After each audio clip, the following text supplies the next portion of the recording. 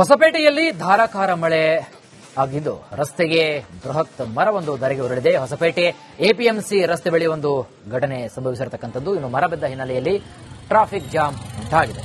ರಸ್ತೆಗೆ ಬಿದ್ದಂತಹ ಬೃಹತ್ ಮರ ವಿದ್ಯುತ್ ಕಂಬವನ್ನ ಅದೃಷ್ಟವಶಾತ್ ಯಾವುದೇ ರೀತಿಯಾದಂತಹ ಪ್ರಾಣಾಪಾಯ ಹಾಗೂ ಯಾವುದೇ ರೀತಿಯಾದಂತಹ ಅವಘಡಗಳು ಸಂಭವಿಸಿಲ್ಲ.